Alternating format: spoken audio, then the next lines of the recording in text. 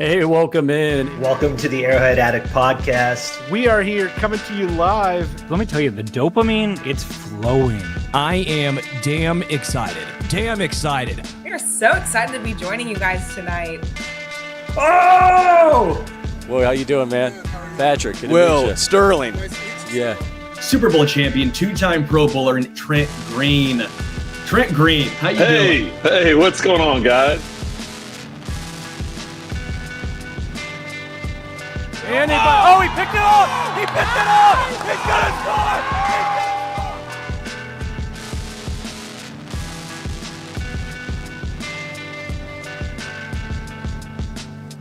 And we'll see you next week. But until then, as always, go Chiefs. Welcome in. It's the Arrowhead Addict podcast. It is Thursday, October 2nd. That means it's time for the OG Hour. Patrick Allen here with you, joined by the blog father, Adam Best. Adam, it's October, man. I feel like the season just started, and here we are. Things are starting to heat up. It goes by very quickly, but we're back to where we always end up at, and that's people were doubting the Chiefs prematurely, kind of look foolish. How many times are we going to have to go through this life cycle before people learn? Yeah. I personally don't think people are ever going to learn just because there's so much Chiefs fatigue out there. But yeah, I mean, what a difference a month makes, right? Coming out of Brazil, coming out of that Eagles game, things were feeling pretty catastrophic. But after the Chiefs boat raced the Baltimore Ravens, the team that usually does the boat racing, right, in the regular season, they never get boat raced. I think you just have to feel amazing. I mean, that's the best Xavier Worthy has ever looked. And we're still 2 weeks away from Rashee Rice coming back. So reasons for more optimism ahead.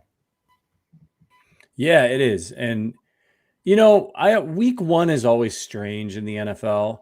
And so that game against the Chargers, while it wasn't ideal, I do think the Chiefs coaches, and this doesn't happen very often, but they occasionally will get caught with their pants down. And this was a game where I feel like they just got out coached against the Chargers. The Chargers had a better game plan. The Chiefs were expecting them to run the football a million times, and instead they threw on them, and they just really weren't able to adjust in time. You combine that with like early season wonkiness, the poor performance of the offense, and it was kind of like the perfect storm. And then you have a tough loss. The Eagles' offense isn't moving, but now we're starting to see things loosen up. And we're going to talk about later on whether or not, I want to know your thoughts on whether or not you think the offense is definitely for real. How much of it was it the Ravens' defense is pitiful? So we're going to get into that in just a minute. And we're going to preview this is a big game for the Chiefs. They're taking on the Jaguars on Monday Night Football. And the Jaguars are 3-1, and we'll talk about them and whether or not we think they're for real. But what makes this game particularly interesting for the Chiefs is it's really a chance that last week the Chargers lost to the Giants, and they have trouble on the offensive line, and the Chiefs are trying to get back in the driver's seat of the division. Now, Chargers have the tiebreaker, but the Chiefs can deal with that later in the season when they play the Chargers again. Chargers are playing the Commanders this week. They're a good football team. I don't know. Is there any word on Jaden Daniels? Is he going to play? Jaden Daniels and Terry McLaurin are both out there practicing. So let's cross our fingers and hope that those guys both play, because that's a radically different football team with those two guys out there. Yeah, absolutely. If those guys play and the Chargers continue to have protection issues and they're not able to adjust, we could see the Chiefs tied for first place again. So and they're going to know on Monday night what's at stake for them. If the Chargers win, the Chiefs can't afford to drop a game like this. They got the Lions coming up. That's going to be a really tough game to win. That's an explosive football team. So we're going to get into all of it. But before we do, I want to let you guys know that September, we had a giveaway. So I'll announce these at the end, but so we got something special lined up for the Arrowhead Addict family. Each month, we're running an exclusive giveaway just for our members. So October, we've got some fantastic prizes lined up. If you're a member of the Arrowhead Addict podcast, If you're a Ring of Honor tier, you're going to be in the running to win a Josh Simmons jersey. For all of our amazing members, they're all going to be entered to win a Chiefs baseball cap. So all you have to do is be a member of the Arrowhead Addict podcast by the end of October. And if you are at the end of October after Halloween, we will run the drawing and you'll be in on at least the cap if you're just a member of any level, or if you join the Ring of Honor level, which is the highest level, you'll be in for that Josh Simmons jersey. So you may win it. We'll announce these giveaways live on the OG Hour, the first Thursday of every month. That's what we're doing right now. So be sure to tune in. And signing up is easy. You just got to click the link in the description of our YouTube videos. Arrowhead Addict members not only get entered into these exclusive giveaways, but you get access to our private Discord with the hosts, special member happy hours, fantasy football leagues, and more. We'd love to get to know you all better. So what are you waiting for? Become an Arrowhead Addict member now and support the show. So our first ever winners of this, it's going to be, I believe it's I can't remember what we picked, but I think it's a Kelce jersey. I don't remember what kind of jersey it is, but it's a Chiefs jersey, and we'll let you know. And it's going to Moose Chief 85. Sorry. Stop. Kahlua Chief.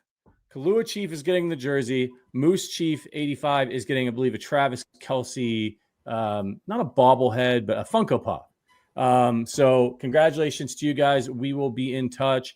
Kahlua Chief for the jersey and Moose Chief for the Travis Kelce Funko Pop. So super fun. Sorry for botching that, guys. But this first time I'm doing it, so it's preseason for me. We had a La La Land Moonlight situation there. Yeah, it really was. It was a disaster, and at least hopefully I won't take as much flack on social media as I'm watching my Cleveland Guardians just piss away their season to the Detroit Tigers while we're doing this podcast. Just fell down 4-1. It's over. They can't score. They can't hit. So congratulations to the Tigers. If you can watch me, be in despair in real time if you guys are watching live on YouTube. And if you are watching live on YouTube, hit the thumbs up button. Let's get some more Chiefs fans in here. All right, let's get into some Chiefs talk. Injury report is out for today. This is the first injury report of the week. Now, remember, because we're not playing on Sunday, we're playing on Monday. So this is where the typical Wednesday injury report would be. It's looking pretty good. Christian Fulton was limited with that ankle injury. Everybody else that's on the report, Marquise Brown, Mike Dana, Patrick Mahomes, Charles Omenihu, Juju Smith-Schuster, Juwan Taylor, James Winchester, and Xavier Worthy were all full participants in the Thursday practice. We'll see how things go as the week continues to move along, but keep your eye on that. And over for the Jaguars, Ezra Cleveland was limited. They've had a few other guys, like a lot of guys limited, actually. Bashal Tootin, Eric Murray. Looks like they're taking a cautious approach this week. They're a little bit banged up. Yasser Abdullah did not practice, linebacker for them. And Trayvon Walker, defensive end, the wrist injury, did not practice. So keep an eye on them as well. And then we'll get to our game preview in just a bit here. Patrick, what was Charles Omenihu's designation? Charles Omenihu, he was a full participant with an ankle. Okay, so something interesting going on with Charles Omenihu. So this is from Jesse Nohl via Next Gen Stats. His average pass rush get off time. Week 1 was 1.02 seconds. Week 2, 0.97 seconds. Week 3, 1.06 seconds. And then week 4, 0.74 seconds. So like he almost shaved 25%, like a quarter off of his get off time. And I saw it. I think we all saw it out there. He looked like he was causing havoc again after a pretty putrid first 3 weeks. Do you think that an ankle has been limiting him and he's been playing through it, so we haven't heard much about it, or what's going on here? Yeah, it's hard to know, right? I mean, it could be an injury. It could just be a slow start to the season. That happens to these guys, right, as they kind of settle in. And it could be a little bit of both. But look, the Chiefs need pass rush help in a bad way. outside of Chris Jones and George Karlaftis is getting his. They need more consistent pass rush. They're still struggling to generate pressure by just rushing 4. The good news is, and we'll talk about this in a little bit, the secondary is looking a lot stronger and probably should continue to get better as the season goes on if everybody stays healthy. And if that happens, that's going to help the pass rush as well. All right, let's move it on here and talk a little bit a little more fallout from that Ravens game. And I want to ask you, I'll ask you straight up. I mentioned it at the top. Xavier Worthy came back. The Chiefs offense seemed to spring to life.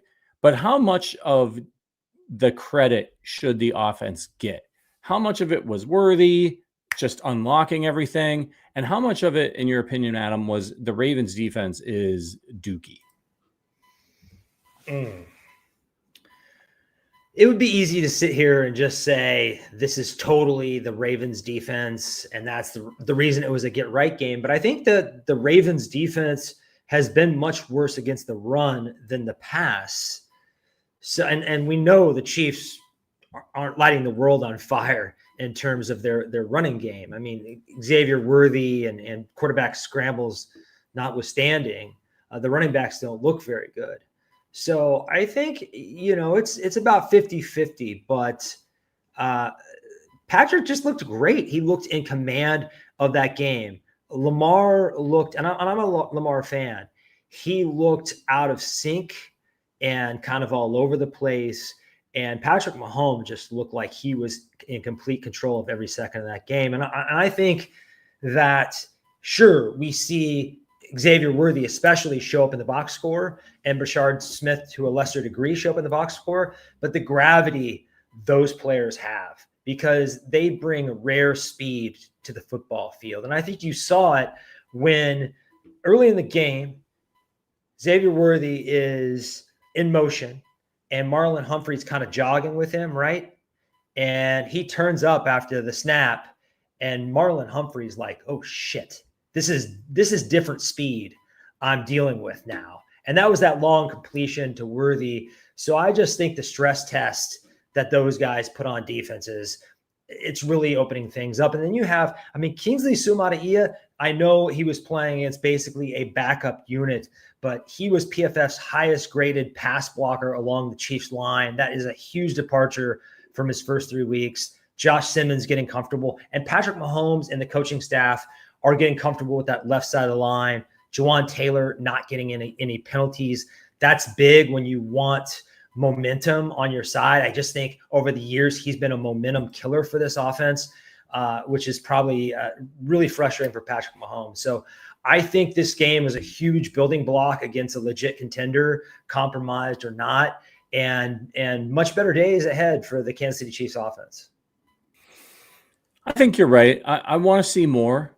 I want to just buy in, right, and believe that, like, okay, they got Worthy and it's all starting to click and the protection is improving because, the guys have had some reps and all that stuff. And I'm sure that's part of it. And part of it was that the Ravens, that was they've been pitiful all year. And when you take the fact that their offense wasn't performing like it normally does, it puts even more stress on that unit. So, the Chiefs still didn't light up the running game, although they did commit to the run, which was nice. You didn't see Patrick having to scramble for yards as much, which was also good.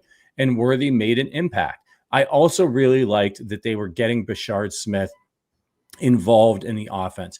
They don't have the luxury of waiting like they normally would with a rookie like this for the second half of the season and, start slowly working them in. That's what the Chiefs generally like to do. Jalen Royals was out there too a little bit, didn't have any impact, but he's active. So he could be a guy that we see start to make an impact as these games go on as well. But it was just good to see the offense looked sharp. It didn't look like it was stuck in the mud. They were executing plays. They limited the penalties, which have been plaguing them as well. So I'm feeling pretty good. They're going to get a test against this Jaguars defense, which we'll go into detail about here in just a little bit. So I feel like I'm 70% of the way there, because we know Xavier Worthy can perform in this offense. We know obviously what we have in Patrick Mahomes.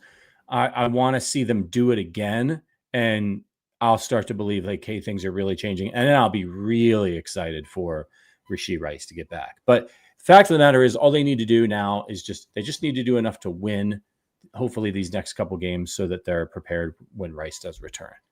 Go ahead. Here's why I think I'm buying, because Worthy just looked like an involved player from last season, a much more complete receiver, and he hits the field, and immediately Travis Kelce starts to look more like himself, because Travis Kelce is no longer the number one priority for a defensive coordinator when you have the speed of Worthy out there. And when you get Rashee Rice out there, and all of a sudden Travis Kelce and his diminished speed, he's still got enough, right? And he's still got his mind, and he's still got that mind meld with Mahomes. But once he becomes the third option, I think he's going to get back to being a pretty devastating zone beater and third down guy. And then you're just going to have the dynamic duo of Worthy and Rice feasting. They just got to figure out this running game. The one thing I'm probably not buying, and I thought Matt Connor had a great tweet yesterday saying that he hopes that this kind of like fool's gold in the running game against the Ravens isn't going to be enough to convince Veach to say, and Reed and, the entire staff to say, maybe the running game is good enough. Maybe these running backs can get it done. Maybe we'll just stay the course. I still think they should go out and try to find a trade. I don't know that they need Breece Hall, but I think they should do something. Yeah, I mean, it's not like they lit it up in the running game either. I mean, they averaged 3.7 yards per carry, and that's including Xavier Worthy having 2 carries for 38 yards. So, Pacheco, 7 carries for 35 yards with only a long of 12. That's promising. But this running, I don't see it. Maybe the offensive line gets it together and starts opening massive holes, but I think that they should be looking for a Breece Hall. The Jets stink. They're not going anywhere. I know Braylon Allen just got injured, but who cares? Like that's even another reason for the Jets just to give up and wave the white flag. And hopefully here in the next couple of weeks they will. That's an option for the Chiefs, but they got to do something, get some juice in that backfield. And maybe it is in the form of Bashard Smith paired more with Isaiah Pacheco. We'll see how the season rolls out. Now, you mentioned Travis Kelce, so it seems like you're on board. The question I had jotted down here was, will he thrive with Worthy and Rice back? It sounds like you think he will. I think so too, man. Look, he had 5 targets in this game against the Ravens, 5 receptions for 48 yards. He had a long of 15. And I think that's what it needs to be for him, is especially once Rashee Rice gets back. I think that's going to open up for him to get maybe even a little bit more out of it. Like I'm talking 60, 70 yards a game, because it's just going to pull people outside and away from him. And he's going to be able to beat those. And when they try to take away Worthy or they try to take away Rice, he's going to have his opportunities. So I think if he stays healthy, he's going to really benefit from this being a fully realized offense. I'd like to see less snaps for him, keep those old legs fresh, right? And having Rice back will help with that. But the game plan you saw last week, I think that you saw the true intent of this Chiefs offensive coaching staff.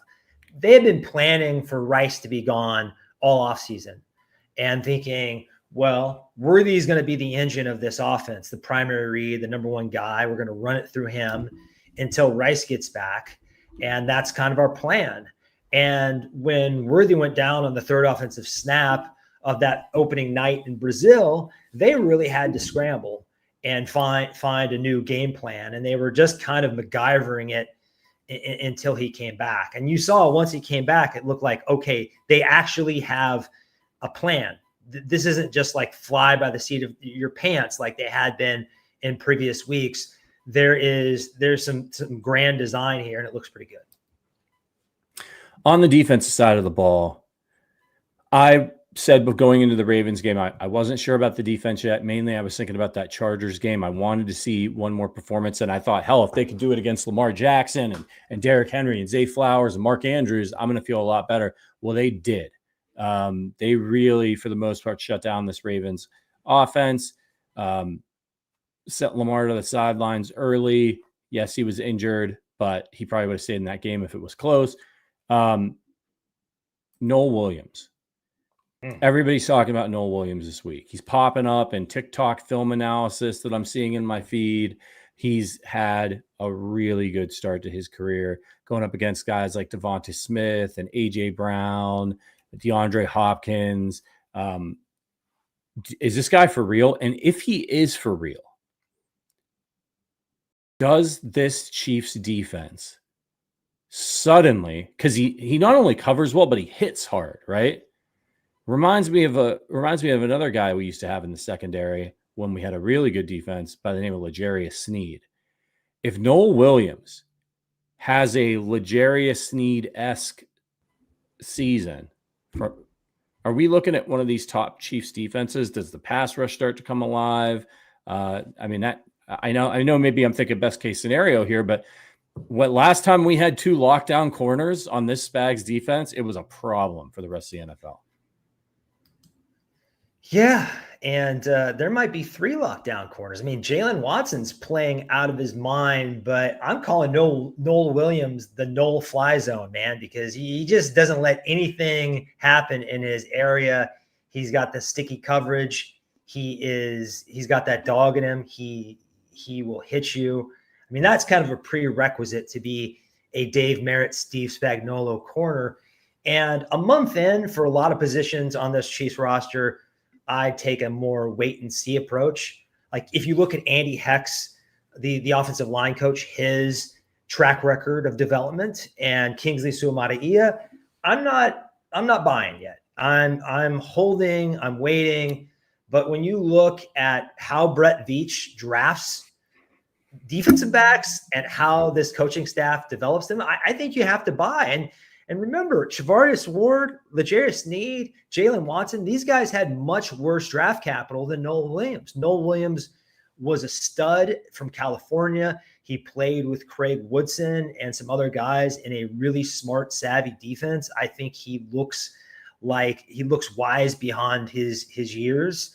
I'm super excited about him. I kind of feel like Christian Fulton was he got Tyrod Taylored a little bit, like he might have lost his job because of injury, but just Nohl Williams, incredibly excited about him. And also, you got Trent McDuffie. I think the Chiefs are going to sign him or franchise him or bring him back. Jalen Watson is also a free agent. So you have a couple forks in the road in this defensive backfield. It's nice to have Nohl Williams around to kind of like soften those decisions and give you a backup plan. But I just, I was kind of a little bit critical of the on-field speed of Justin Reid these last couple of years. And I think in week 1, we saw that his leadership void was felt. But this secondary, to me, it looks faster than it did last year. It just does. Yeah, I'm excited. I've been watching some of the film clips of this kid because obviously it's hard to see what he's doing during the game until you can get the all 22. He is sticky, man. I mean, he's all over these guys, and when he does allow some separation, he's able to recover really quickly. He can lay some wood. He can tackle. He seems to have his on-field awareness. There was one play that I saw, and he was like, back to the quarterback, back to his man, back to the quarterback, back to his man. I was like, this guy is like, it's like he's moving at a different speed than everybody else. And for a rookie, and he's playing in his 3rd, 4th game, that's absolutely remarkable. If he continues to improve, now teams are going to try to find the little weaknesses they may not know yet. Maybe there's certain things that he struggles with that they'll try to pick on as the season goes along too. I'm not saying he won't struggle, but boy, oh boy, to get off to a start like this as a rookie is huge. And I think it's going to make a massive impact for this defense. And if the Chiefs have that defense, even if it's a couple rungs below that L'Jarius Sneed, Trent McDuffie defense that won the Super Bowl, and then you have the Worthy, Kelce, Rice offense, Chiefs going to be balanced and dangerous. I'm excited for it. Before we're going to preview the Chiefs Jaguars game here in just a minute. But before we do, I got to let you know that since football season is in full swing, Underdog is the best place to get in on all the action. Playing on Underdog is easy. Just pick whether your favorite player will go higher or lower on stats like rushing yards, receptions, touchdowns, and more. You get your picks right, you could win up to 5,000 times your cash. I love playing around on Underdog. It's great. You get a Thursday night football game coming up. Just anytime you're watching a game, whether it's, a KC game or not, you can have a lot of fun on this platform. Just, it's like a second screen experience, right? So, like I said, Thursday night football tonight, this week on Underdog, I'm looking at 49ers Rams. I'm going, and by the way, if you trailed me, I think it was last week, I was a winner. 49ers Rams, I got CMC for lower than 59.5 rushing yards, and Puka Nacua for higher than 95.5 receiving yards. Puka's been absolutely lighting it up. And while it might sound scary to bet against CMC, go look at where he's making his impact this year. He's getting a lot of high volume of carries like he always does, but he's really making his impact in the passing game. He's not going crazy. Last week, I think he averaged under 3 yards per carry. So I'm going lower on the rushing yards for him. I think they're going to be throwing to him a lot. And Puka Nacua is he's like in another stratosphere right now. So he's been absolutely incredible. So all you got to do is download the app today, and you can sign up with our promo code Arrowhead Addict, and you'll score $100 in bonus funds or entries when you play your first $5. That's promo code Arrowhead Addict. Underdog. Make picks, win money. Must be 18 plus, 19 plus in Alabama, Nebraska, 19 plus in Colorado for some games, 21 plus in Arizona, Massachusetts, and Virginia. I'm present in the state where Underdog Fantasy operates. Terms apply. See assets.underdogfantasy.com/web/play and get terms _DFS_.html for details. Offer not valid in Maryland, Michigan, New Jersey, Ohio, and Pennsylvania. If you're concerned with your play, call 1-800-GAMBLER or visit www.ncpgambling.org. In New York, call the 24/7 Hope line at 1-877-8-HOPE-NEW YORK or text Hope New York to 467-369. Let's talk. Man, real quick. I can't stop laughing because you're talking about Puka Nacua, and I think you're underselling it a bit because this man was so devastating last week that Colts cornerback Xavier Howard said, "I'm retiring." Like if this is what I'm having to deal with, I'm out. I can't do this anymore. He's ridiculous, man. I mean, Stafford too, man, because Devontae Adams is eating too. That's just McVay knows how to. I mean, you want whoever McVay's crown jewel wide receiver is in that offense, like you want him. Cooper Kupp, then Puka Nacua comes in, and it's the same like absurd amount of volume and production. So it's I've got him in one of our fantasy leagues, and he's leading the way for me. Can we do an under the table deal with Sean McVay to be the successor of Andy Reid here in Kansas City? I mean, who would that work out for? I mean, come on. Well, we certainly, I don't think anybody wants Matt Nagy. Maybe it'll time out. Like maybe, I don't know when McVay's contract is up, but that Andy Reid, maybe the Chiefs win the Super Bowl this year. He's like, okay, I've done it. Stafford retires, right? Stafford's retiring, and McVay just says, I'm leaving the bright lights of Hollywood for the bright lights of the plaza and the barbecue in Kansas City. Let's preview this game against the Jaguars. This is a big one here for the Chiefs. 2-2, Kansas City goes to Jacksonville to play the Jaguars, who are 3-1. And Chiefs are -3.5. So they're favorites on this one, over under a 48.5. I'm going to prime this for you guys. So the Jaguars have beaten Carolina Panthers, the Houston Texans, and the San Francisco 49ers. Their loss came to the Bengals, and that was a 31. I mistyped this here because I have that they lost them 31-72. I'm guessing it was 27. And that was the game that Joe Burrow left with his injury. So he played a little bit, and then actually Jake Browning came in and played really well. Well, not great. I mean, he had some interceptions, but he basically led the Bengals to come back and win this game. So, I'll just start off with, do you think that this is a trap game for the Chiefs? No, I don't, because when you start off the season 0-2, I just think you have a sense of urgency and desperation that is a little bit hard to shake. The Chiefs haven't been in this situation before. In the Mahomes era, if you go back to last season in the Super Bowl, they've never lost 3 games in a row. So I just think they're in a mindset where they can't afford to look ahead and they have to take care of business.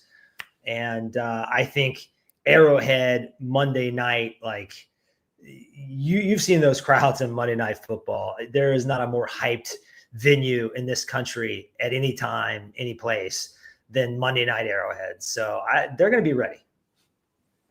Wait, did I get this wrong? I thought it was at Jacksonville. Oh, you're right. You're right. I mean, yeah, that's. Sorry. I'm not ready. They're ready, but I'm not ready. That doesn't really change the arithmetic for me too much. Next week's game against the Lions is a home tilt, correct? That one's going to be at Arrowhead. So look, Jacksonville, good fans down there, but not necessarily known for like some massive home field advantage. You got people floating around in the pool, laughing at Jacksonville's antics. So I'm not too worried about going down the road. You're probably going to have pretty good weather down there. I don't think they're calling for rain or anything. We'll have to double check that. But I don't think it's a trap game because the Chiefs can't afford. They're not in the position right now where it's like, hey, we're 4-0 and we're going to play the Jaguars, who typically aren't very good. Like this is a team that has a better record than you in your conference. So this is an important game. You've got to have it. I don't think they're going to have a letdown game where, if they were 3-0 when they went into that Ravens game and then they got that big win, then I'd feel a little bit more like this could be a trap game because they're flying high. They just took down Lamar and the Ravens. But this is a team that I don't think that they're satisfied with that performance against Baltimore. I think they're still scrapping and clawing and trying to figure out their identity for the season. So they're going to be on alert here against a pretty good Jaguars team with actually a really interesting defense. So do you think, speaking of, my blunder aside, do you think it could be a de facto home crowd for the Chiefs? Because speaking of fan bases that aren't, the best, the Jags don't exactly have a Packer-like legion following them, right? Yeah, maybe you've got some Kansas City snowbirds down there in Florida, and the tickets are cheap. We'll see. I can't recall whether or not our games down in Jacksonville have been, but the Chiefs fans just travel so well. I wouldn't be surprised if you see a lot of red in that stadium. But to Jacksonville's credit, there's a lot of excitement around that team this year. They got Travis Hunter, Liam Combs there. Like they're 3-1. So it might not be like as if they had gotten off to a slow start and Doug Peterson was still the coach and things were looking down. We'll see how the season plays out for them. On the offensive side of the ball, I think this is where the Chiefs really have an advantage. The Chiefs defense versus the Jaguars offense. Their main weapon. Now, we all know about Brian Thomas Jr. in the season he had last year, but he is not the leading receiver for this team this year. Do you know who the leading receiver for the Jaguars is? Are you peeking at the did you see it on the outline? I already knew. My brother and I talked about it yesterday, but it's surprising. Yeah, it's Brenton Strange, the tight end, who's a good player. But when you have Travis Hunter, the Heisman winner, and Brian Thomas Jr. on your team, that's not good. If Brenton Strange is your leading receiver, something's not working right. And he has a 100, I think I wrote it down here, 182 yards in 4 games. So it's not like he's going out there and lighting it up either. So the real weapon right now is Travis Etienne. He is the offense of this team right now. He's got 394 yards rushing. He's third in the NFL in rushing yards, and he's getting explosive runs that we thought maybe we'd never see from Travis Etienne again after a couple of down years there. He looks like himself again, runs a 30 yards, 48 yards, 71 yards in this one. And then you've got Trevor Lawrence, the quarterback, who is mediocre. He's only completing 58% of his passes. He has 5 touchdowns and 4 interceptions. What's your take on this Jaguars defense? Do you think that the Chiefs defense has a chance to come offense? Yeah, sorry. Do you think the Chiefs defense has a chance to come and really put the clamps down on these guys? Yeah, absolutely. I do like their running game. I also think Bashal Tutin is a future stud, if not star. He could be this year's Bucky Ingram. This is what Liam Cohen really excels at, is designing a running game and getting that going. But he's also been touted as a quarterback guru, and just Trevor Lawrence doesn't look like he's improved one iota at all. And I think we actually have a reason for his struggles, but especially the receiver struggles. And there's a guy named Shane Waldron. Shane Waldron is the passing game coordinator for the Jacksonville Jaguars. He's newly hired this year.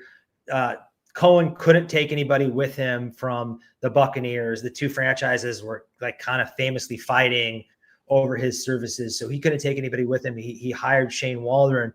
And if you look back to the last 2 years, Shane Waldron in Seattle, Jackson Smith-Njigba is mid.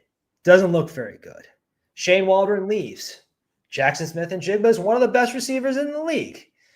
Fast forward to Chicago. Shane Waldron is in Chicago. Roma Dunze looks mid. Shane Waldron leaves. All of a sudden, Roma Dunze looks like a top 10 receiver. And now Shane Waldron is basically running this passing game so Liam Cohen can focus on head coaching duties and that running game. And Brian Thomas Jr. and Travis Hunter look awful. I mean, Brian Thomas Jr. just looks awful. His like catchable pass rate and his drops just, I mean, it is a player performing at beyond worst case scenario. So I think this is a match made in heaven for that secondary, and it will really allow Steve Spagnuolo to focus on stopping Travis Etienne in that running game. So I just think, man, the table is set up super well for the Chiefs. Yeah. Short of, I think, one of the, Hunter or Thomas Jr. breaking out, I'm with you. I think Steve Spagnuolo comes into this game and he's like, we got to make sure that this guy, Travis Etienne, does not bust off a big run on us. We need to tackle. We need to stay disciplined in our lane integrity and get after Trevor Lawrence, because Trevor Lawrence will panic and make bad decisions. And so I think you're going to see with the way that Nohl Williams is playing and the secondary is playing and Trent McDuffie, I think it's going to be blitz. I think Steve Spagnuolo is going to come out. He's going to play man-to-man, say, go ahead, see if you can beat us, and just send run blitzes, send pressures. What he did against Lamar Jackson, I think you might see a little bit of that against Trevor Lawrence to try to force Trevor Lawrence into making mistakes. So for me, the Chiefs really need to do a good job on first down in this game. If the Jaguars come out and try to pound the rock with Trevor Etienne, get them in second and third and long situations, and then just let Spags do his thing, because, maybe they'll win. These guys are talented. Maybe they'll win a 50-50 ball, but go ahead, make Trevor Lawrence beat you. That's the way to go in this one. He's got 4 interceptions, as I mentioned, so that's an average of 1 a game, and I think the Chiefs can take advantage of there. On the defensive side of the ball, this Jaguars defense is kind of fascinating. When I was doing my prep for the show, these guys have 9 interceptions in 4 games, which is nuts. Devin Lloyd, their linebacker, has 3 interceptions. They got 3 picks off Jake Browning when he came in for Joe Burrow. Bryce Young in week 1, 2 picks from the Panthers. Brock Purdy last week, 2 picks for the 49ers. And CJ Stroud, 2 picks. So every quarterback that they faced, other than Joe Burrow, who I think had I want to say 12 passing attempts against this defense, he's the only one that didn't throw 2 or more interceptions against this Jaguars defense. So on its face, I would say, oh boy, we got to watch out. But then also, I think there is no way that is sustainable, right? So what do you think it is? Is it this Jaguars defense? Is that a little bit of the interceptions fluky? And does Patrick Mahomes only has 1 pick this season? So it seems like who's going to come out on top here? He only has 1 pick this season, and there's an asterisk by it because that was off a Travis Kelce bobble. So he really should have 0 interceptions this season. And you have to look at the names on this list. Browning, Bryce Young, CJ Stroud, who has really regressed in a bad offensive environment since his rookie season. Brock Purdy's been hurt all year, and his weapons aren't exactly great given all the injuries in San Francisco. So I think I don't want to take too much away from the Jacksonville defense. You're doing this every game. You must be doing something right. I like Josh Hines Allen in that pass rush. I think they have some good players. Devin Lloyd is obviously a highly drafted, good young player that's becoming, something more. But against the Chiefs and in a play caller this experience and a quarterback this dominant, I don't see it. Yeah, it's hard. They're giving up 316 yards per game, and they're giving up 18 points per game. So 233 passing yards per game, 77 rushing. So right now, this is one of the top rush defense units in the league. I was talking to our pal Adam Fromo here, who is one of our content directors here at Fansided. He's a big Jaguars fan, and I was asking him a little bit about the defense. He says they get a lot of pressure. They're very, very aggressive. And so this is going to be a game where the Chiefs, their line's going to get tested. But I think it's, when I think about matchups, when I think about a team that's really aggressive, like the Jaguars are going to be, I think about how many plays the Chiefs have to get the ball out quickly. And I also think about, all those quick passes to Hollywood Brown, the way they're going to want to use Xavier Worthy in the screen game. And then I think about the opportunities for the big play down the field. So if they're going to be blitzing a lot, if they're going to be aggressive, do you get your shot with Tyquan Thornton for a big play? Do you get a shot with Xavier Worthy for a big play? And if you do, and you're Patrick Mahomes, can you make it count? He's been pretty good, not great at these opportunities this season, but what's been encouraging is that he's getting the opportunities. So I think it could be a challenge if the Chiefs don't block well or panics or makes mistakes, but it's also an opportunity if the Chiefs are ready to take advantage of it. And hopefully they will. What do you think? Do you think Patrick throws an interception? Is he the first? Does he break the chain of picks for this defense? I don't think so, man. He's hearing Jimmy. He's in the zone. And Travon Walker just had wrist surgery, right? It's the former first overall pick who looked like a bust his rookie season, but has come on since then and is a big part of that pass rush, it seems. I think that it sounds like he might play, but, you just had wrist surgery. You're going to be compromised a little bit. And I don't think that bodes well for them. But with Patrick Mahomes and this offense and this team, when things are running right and they have their confidence and they're having fun out there and everybody's on the same page, sometimes it doesn't matter what happens on the other sideline. You know what I mean? And on the other side of the football field, just because when they're in a groove, they're just hard to stop. And we haven't seen it offensively for a while with the Chiefs, but I think that was a huge confidence boost last week. And again, Xavier Worthy is such a force multiplier out there.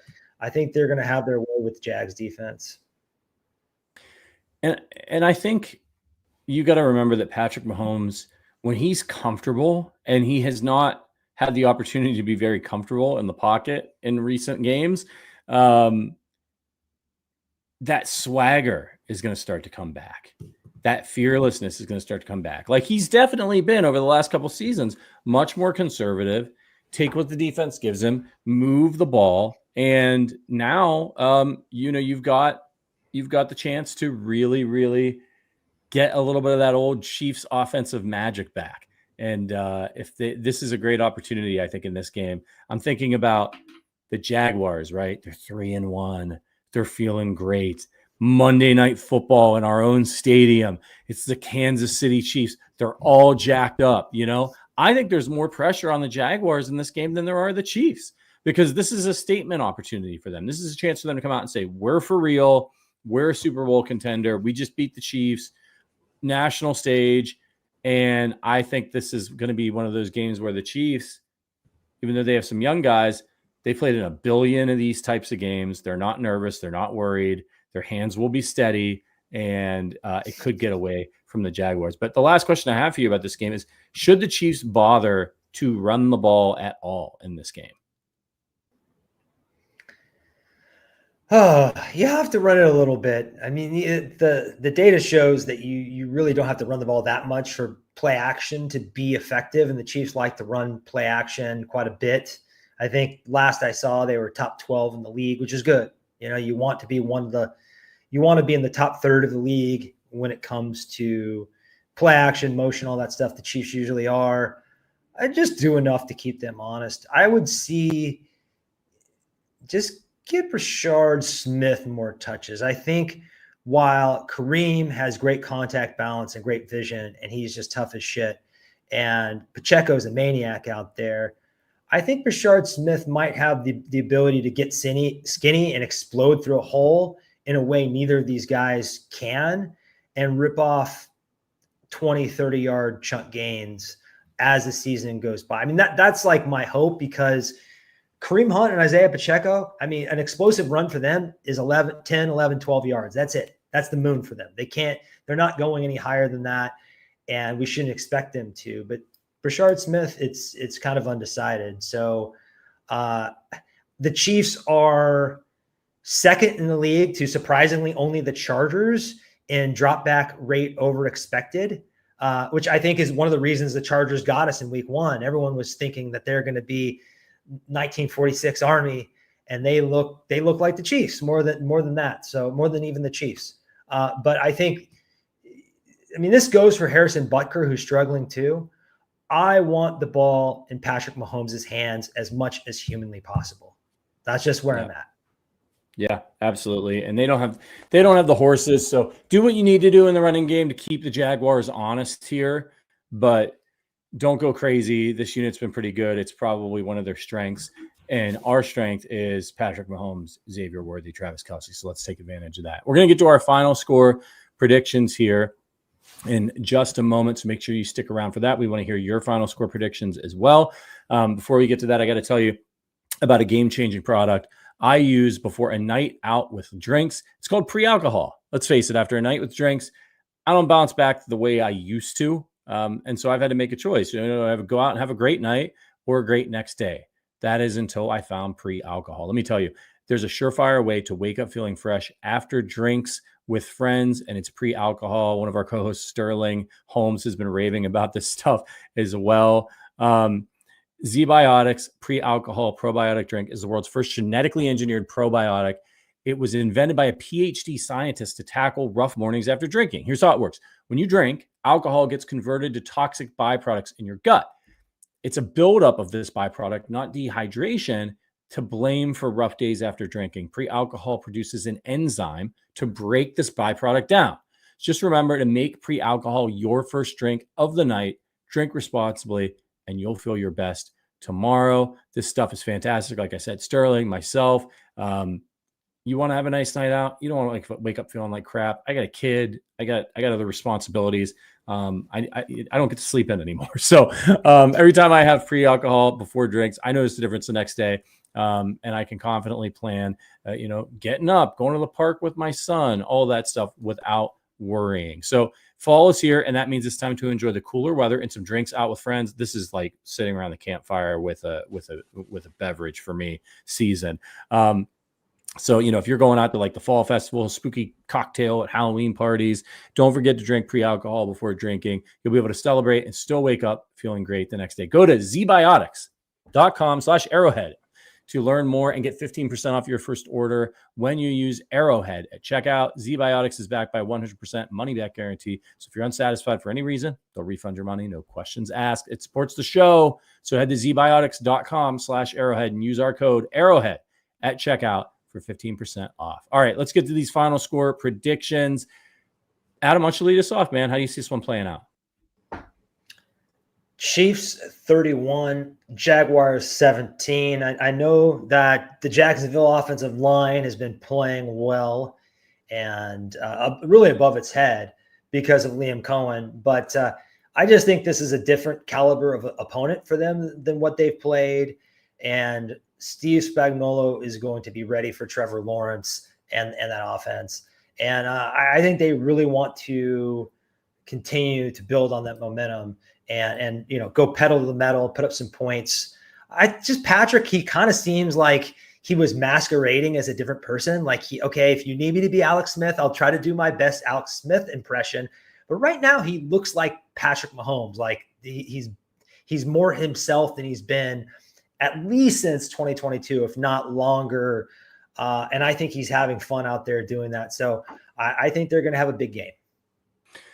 I hope you're right. I'd like a nice, relaxing Monday night and a fun victory party podcast here on the Arrowhead Addict channel. I think it's going to be a little bit closer than that. Chiefs are -3.5 in this one. And I think about a 4-point victory sounds about right. That's Vegas for you. They usually know what's going to go on. I don't think the Jaguars have played a very tough schedule, but I do believe in this defense that they have. And I think Liam Cohen's going to be a really good coach. So I think it's a little closer. I think that defense is going to muck up things for the Chiefs a little bit early, and we get off to a little bit of a sluggish start. But give me Kansas City 24, Jaguars 20 in this one. Maybe they get a late field goal and it doesn't feel that close. But I just think I think 4 points is about the way to go here. So I would take the Chiefs on that -3.5 line if I were you. Because I think that's the minimum. I think they win by a minimum of 4 points, but I very easily could see them winning by a lot more than that, especially if Steve Spagnuolo can get some Trevor Lawrence interceptions. Okay. If you're here for the football portion of this podcast, that part is over.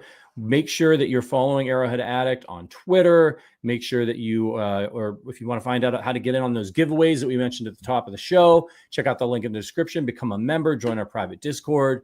We really appreciate all of our listeners. If you're watching on YouTube on your way out, hit that like button and make sure that you're subscribed to the Arrowhead Addict channel so you know when we go live. But now we're going to talk a little movies for Patty's Power Rankings, which is what we do at the end of the show whenever Adam's on. And we got a fun year this year. I mean, we're going to do 2004. That's what we settled on, right? Yeah. Mm-hmm. 2004, our 3 favorite movies, not necessarily the best movies, but movies that we really like. I had a hard time with this because there were a lot of really interesting films, particularly in the comedy category. So I'll kick us off this time. Honorable mentions for me, Napoleon Dynamite, a little film that was produced by Nickelodeon. This movie's hilarious, man. I mean, it is so weird, but also just became a cult classic. It was made for almost nothing, as I understand it, and just struck a chord because it's just really, really offbeat and funny. Kind of very unique kind of comedy that came out at the time. Totally new, right? Will Ferrell's doing all these movies. It's like Will Ferrell has a new job, and like that's basically the premise of the movie. It's like he's a newsman, he's an ice skater, but like this was a really interesting film. So I put that down as an honorable mention because it cracks me up. And then Van Helsing is my other honorable mention. This is not a great movie, Van Helsing, but it wasn't it wasn't trying to win an Oscar. It's loads of fun. Hugh Jackman in the title role. It just is like, it's like a throwback fun monster movie, and you've got the Wolfman and Dracula and Frankenstein. It's just a lot of fun and is always a good Halloween watch for me. So highly recommend. All right. Number 3 for me though. Eternal Sunshine of the Spotless Mind, Charlie Kaufman, Jim Carrey, Kate Winslet. I love this movie, man. I think it is. It's inventive and really tugs at your heartstrings, and sort of hard to describe to somebody who's never seen it. But essentially, people in this world have the ability to erase people from their memories. So you have a bad relationship, and you're just too heartbroken. You can just erase them, and the pain goes away. You don't remember them. And it kind of delves into, can you find them again? It's fantastic. The performances are amazing. Jim Carrey's incredible in it. And the cinematography, the direction, it's just an awesome, awesome film. Charlie Kaufman is one of a kind. Yeah, it would have been on my list. And I think this film, perhaps better than any film in the past 25 years, it's kind of like Annie Hall in that way. It just captures the nonsensical nature of dating and falling in love sometimes. It doesn't you can't really put it into words, and it just captures it so well. And I think the kind of like madcap directorial style of French filmmaker Michel Gondry with the innovation of screenwriter Charlie Kaufman. Just like perfect marriage. Maybe even better than Spike Jonze and Charlie Kaufman. Actually, like it's such a one of a kind film. Yeah, it's for me. It's like what I take away from it is like these relationships, even if they bring us pain, they make us who we are. And so, I wouldn't want to erase, things that didn't end well, because the ending is only part of the experience of having an interaction with another human being. And this movie kind of paints that beautifully, the search to kind of find that again. So yeah, it's terrific. What do you got on your list? My honorable mentions, first of all, it's a British movie called Layer Cake. I don't think it's an Oscar-winning movie either, but if you like crime films, if you like stuff like Snatch in particular, this is just a slick, fun movie with an incredible cast and one of the best soundtracks you'll ever hear. One of my favorite songs, She Sells Sanctuary by The Cult. I know Sterling loves that one too. But this is the film that I think catapulted Daniel Craig to becoming James Bond, much like American Psycho was what made Christian Bale, Bruce Wayne, and Batman. I think this is what got people's attention for Daniel Craig. So really fun, and Sally Hawkins is unreal. So anytime you get her in a cast, you're doing pretty well. The other one is Sideways, which almost was my number 3. Extremely rewatchable. Really, I mean, I think Merlot has never been the same after Paul Giamatti said, "We're not fucking drinking Merlot" or whatever. It is, yeah. They're still feeling it.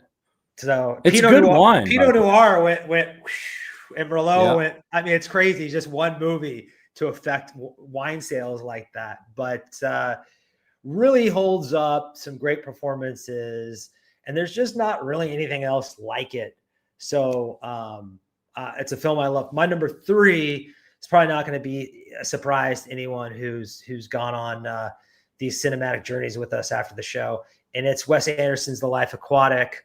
But this one is, I'm kind of on a little bit of an island, pun intended, on this one because it's I think his only film that is rotten on Rotten Tomatoes, but I think the critics got it wrong. I think they still didn't understand how much of an acquired taste these films are, and they never quite hit right the first time you see them, even though this one kind of did for me. But I just, I grew up thinking Jacques Cousteau is like one of the coolest people to ever live. He is one of the coolest people to ever live. So Bill Murray basically doing his version of Jacques Cousteau is just really something that I never grow tired of. Nice. Yeah, I can always count on you for the Wes Anderson. Number 2 for me is Shaun of the Dead. I thought this was a really good year for comedy, and this is a horror comedy. This is maybe one of the most underrated movies ever, in my opinion. It's really, really good. It is a good film. It is funny. It's a little bit spooky. And it's really basically, if you watch the movie, it's the same movie that the first act of the movie and the second act of the movie is exactly the same, except the second act has zombies in it. Like all the things that happen is really funny. So it's very cleverly shot and directed, which adds to the comedy, and the performances are really fun. And then like randomly, because it's so silly and over the top, you find yourself, like I do at least, like genuinely like having your heartstrings tugged on a little bit towards the end of the movie when people start dying, because the characters are also winning and you care about the main character. But it's about a guy who needs to learn how to grow up.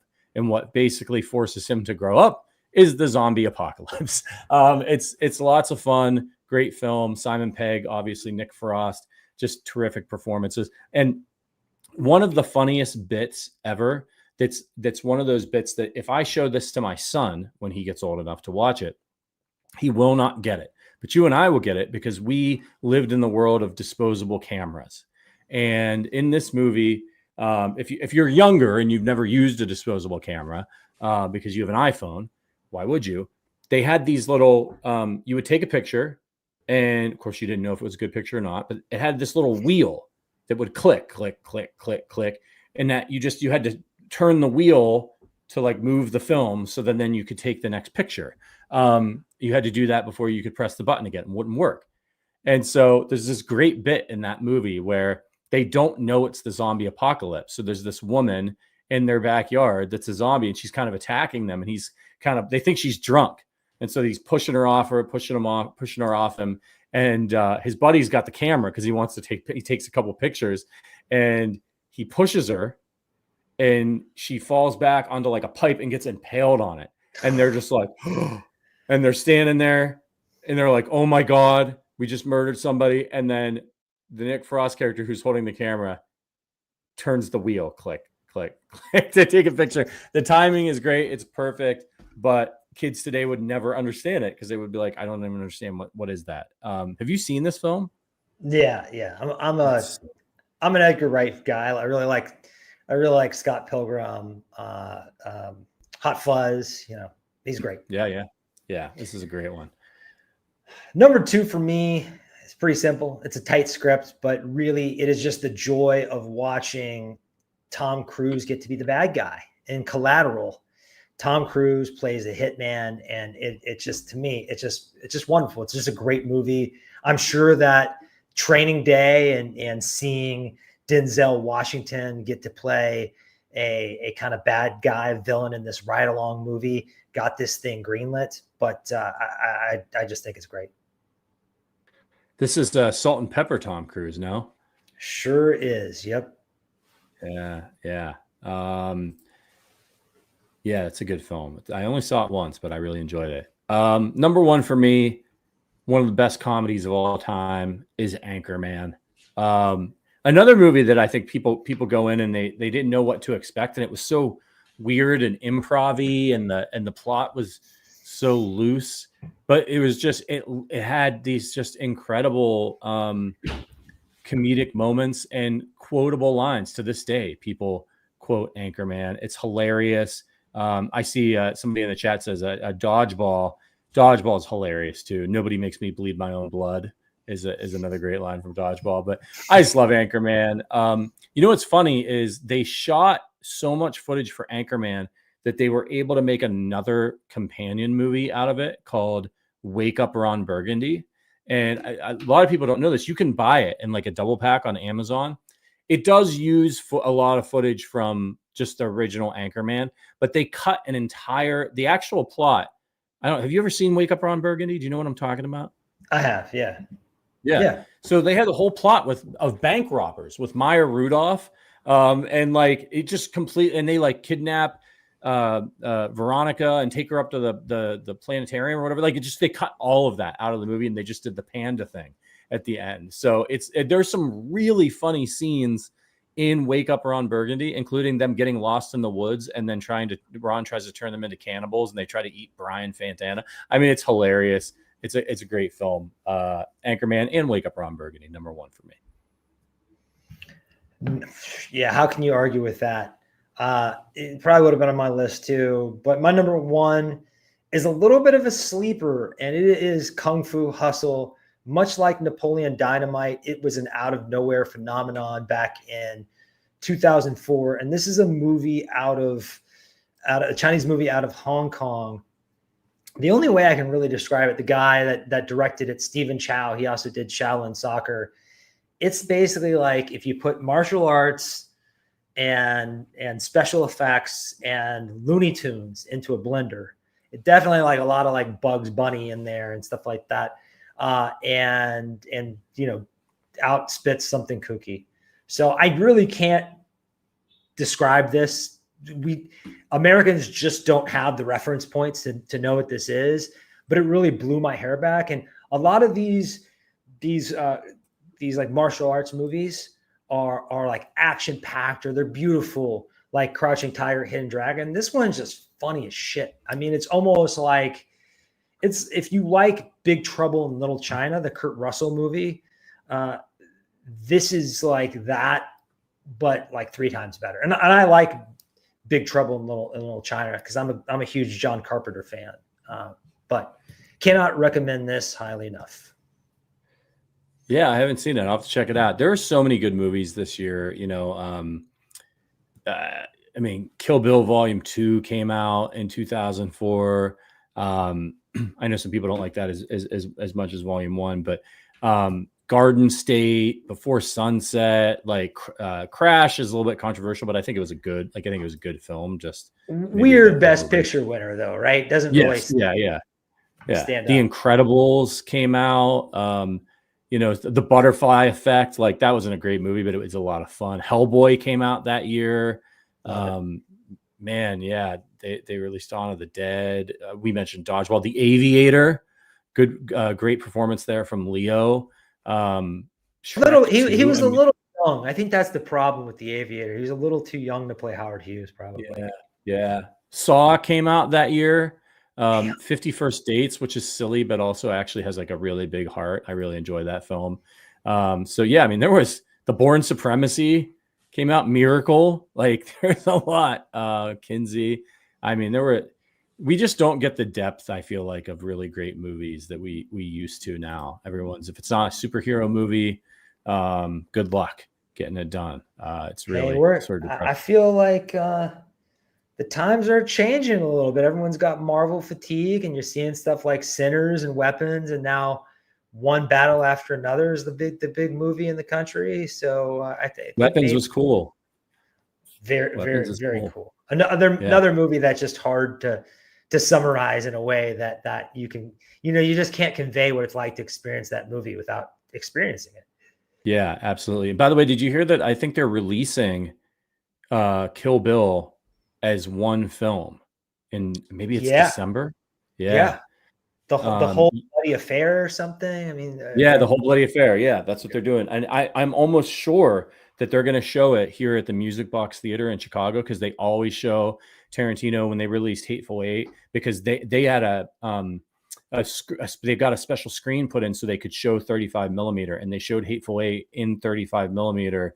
And the Music Box is a classic. You got to get out to Chicago and see a movie there, because it is, for a film lover, it is a classic cinema. And they just they're renovating the sound, and they just put in new seats and everything, and they're it's a beautiful movie house. So they'll definitely show the whole bloody affair, which is, I believe, how Tarantino intended it to be shown. So it is. And cool. I mean, luckily I live in LA. He's got his own theater here. They'll definitely show it. Yeah. But what's cool about this is there's a cliffhanger in part 1 that he's going to take out. And there's an opening in part 2 that he's going to take out. And apparently there's a new 7-minute animation that they're going to put in, because in Kill Bill 1, there's an animation sequence. There's not one in Kill Bill 2. So I think that will match a little bit better. I don't know how much of the chronological order he's tinkering with, but I mean, expect a 4-hour movie, right? Yeah. What a way to spend. Yeah. What a way to spend. I love the extended edition of Hateful Eight. That's one of my favorite movies, period. What a score. Yeah, the score, the cinematography. It's fantastic. All right, everybody, we're going to let you go. Listen, we'll be back tomorrow with Freaky Friday, Adam's show. And then you get the weekend off, enjoy the football. And then we'll be back with our regular slate of shows on Monday. We'll have the Chiefs pregame show, halftime show, and of course, Chiefs postgame show, which we hope is a victory party. We appreciate your support, everybody. Thank you to producer Richard for getting this up and running. Again, check out the link in the description if you want to be a member of the Arrowhead Addict team. For Adam Best, my name is Patrick Allen. We'll see you guys tomorrow. But until then, as always, go Chiefs.